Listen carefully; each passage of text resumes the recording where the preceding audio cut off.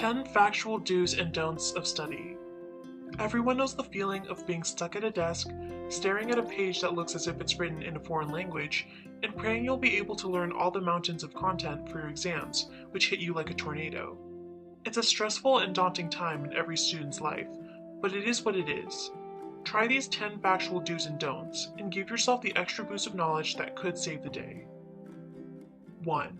8 is the magic number.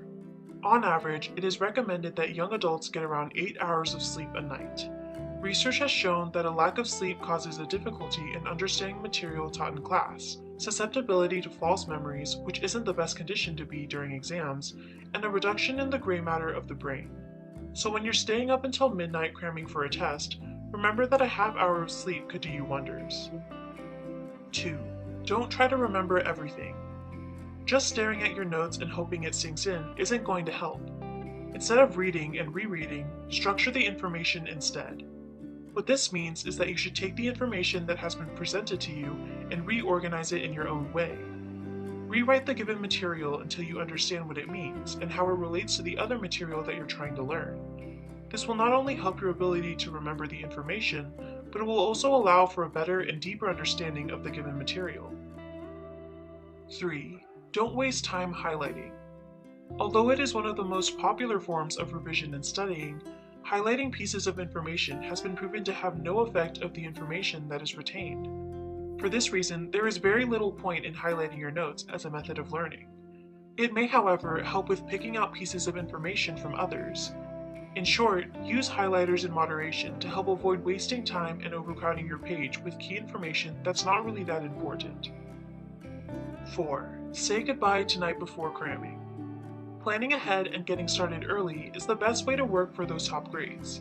Professor Dunlowski says, students who cram may pass the exam, but they don't retain the material. This is an issue because it leaves students who carry on their education without a true foundation to build upon. A technique called distributive practice is a far more effective approach to studying. Distributive practice implements a schedule of practice that spreads studying out over time. This allows time for the brain to take in all the necessary information and become more familiar with it each time the topic is practiced.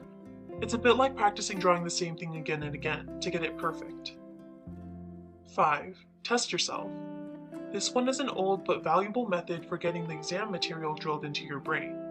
Testing yourself allows for information to be brought back to the surface of our consciousness, and we retain it as information that is used frequently. As well as helping us retain information, some studies have proven that testing may also allow us to be more susceptible to newly presented information after the testing. It may not be the most thrilling way to study, but it is by far one of the most effective.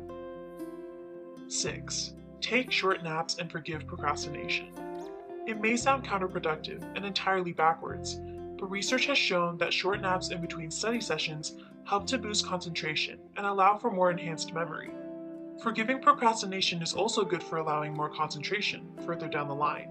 It has been shown that students that forgive procrastination are less likely to procrastinate again before exams. 7. Be prepared. Before you even think about starting your studying, you need to ensure you have all the necessary handouts and research materials for your topics. This is really important when it comes to exams, because you can not only rely on one source, such as a textbook. You should be gathering information from lots of different sources to create a wider and more complete understanding of the topic. 8. Teach the material to your friends and family. The protégé effect occurs when you learn via teaching information to someone else. This happens because the act of teaching greatly improves your understanding of the topic, and eventually you will recall the information more accurately and effectively. So when it comes time to getting all the final points in place, teach your study material to anyone and everyone that will listen. Encouraging them to ask questions will help too. 9. Use elaborative interrogation. It may seem like a complex term, but the basis behind it is relatively simple. Elaborative interrogation is the process of asking yourself why something is the way it is, why the answer to a problem is the way it is. This is a useful technique because it allows for a deeper understanding of information as well as helping to build critical thinking skills. 10.